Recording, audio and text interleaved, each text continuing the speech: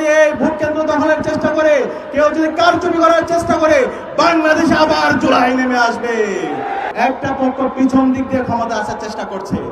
আমরা সাবধান করছি, পেছন দিক দিয়ে যদি কেউ ক্ষমতা আসতে চায়, ইলেকশন ইঞ্জিনিয়ারিং করে কেউ যদি ক্ষমতা আসতে চায়, বাংলাদেশে ফেসিবাদের যে পরিণত হয়েছিল তার চাইতে খারাপ পরিণতি আপনাদের হবে। গতকালকে যে প্রজ্ঞাপন দিয়েছেন সেটা বাতিল করেন। 400 গজের মধ্যে নাকি ক্যামেরা নিয়ে যাওয়া যাবে না। আরে ভাই, এটা কি গুপ্তধন নাকি? দ্রুত সময়ের মধ্যে এই অগণতান্ত্রিক এবং স্বৈরতান্ত্রিক সিদ্ধান্ত বাতিল করতে হবে। আগামী 12 ফেব্রুয়ারি যে নির্বাচন হবে, সেই নির্বাচনে ঐক্যবদ্ধ বাংলাদেশের পক্ষে, রিকশার পক্ষে গণজোয়ার হবে ইনশাআল্লাহ। আমরা একই সাথে বলতে চাই, আজকে এই গণজোয়ারে ভীত হয়ে একটা পক্ষ পিছন দিক দিয়ে ক্ষমতা আসার চেষ্টা করছে।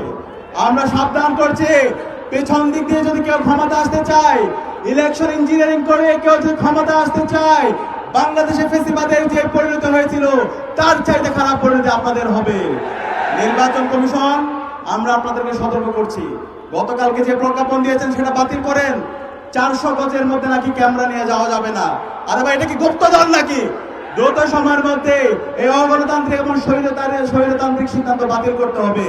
আমরা সবাই নির্বাচন নিয়ে আমরা সেন্টারে যাব, ছবি তুলবো, ঈদের মতো আনন্দ করবো। আমরা কি পারবো? আমরা যারা 4 কোটি তরুণরা আছি, প্রত্যেক তরুণকে ওয়াচডগের ভূমিকা পালন করতে হবে। কেউ যদি এই কেন্দ্র দখল করার চেষ্টা করে, কেউ যদি এই ভোট কেন্দ্র দখলের চেষ্টা করে, কেউ যদি কারচুপি করার চেষ্টা করে, বাংলাদেশে আবার জুলাই নেমে আসবে। সুতরাং তরুণদেরকে বলবো, আমরা ঐক্যবদ্ধ আছি। জুলাই প্রজন্মকে বলবো, আবার ঐক্যবদ্ধ হতে হবে, প্রতিটি কেন্দ্র পাহারা দিতে হবে। আমরা কি পারবো ইনশাআল্লাহ? ইনশাআল্লাহ। সর্বশেষ বলবো, আমাদের আল্লামা মামুনুল হককে ব্যাপক ব্যবধানে বিজয় করতে হবে। আমরা কি পারবো? আমাদের সবার কোনো মার্কা আছে? জুলাই প্রজন্মের কোনো মার্কা আছে? আল্লামা মামুনুল হকের কোনো মার্কা আছে? ডাক্তার শফিকুর রহমানের কোনো মার্কা আছে? নাহিদ ইসলামের কোনো মার্কা আছে? বলো তো সেই মার্কা। একসাথে 12 তারিখ সারা বেলা জিতবে এবার সবার সেরা সিলমারো বাই সিলমারো।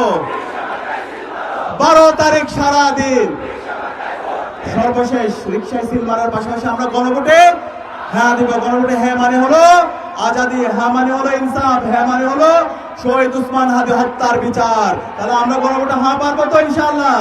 দ্বিতীয় ভোট, দ্বিতীয় সিল পড়বে ইনসাফের পক্ষে, রিকশার পক্ষে, শাপলা গলির পক্ষে, গণজোয়ার এবং আমাদের দাঁড়িপাল্লার পক্ষে, ইগলের পক্ষে। আমরা পারবো তো ইনশাআল্লাহ? ইনশাআল্লাহ। ইনকিলাব জিন্দাবাদ।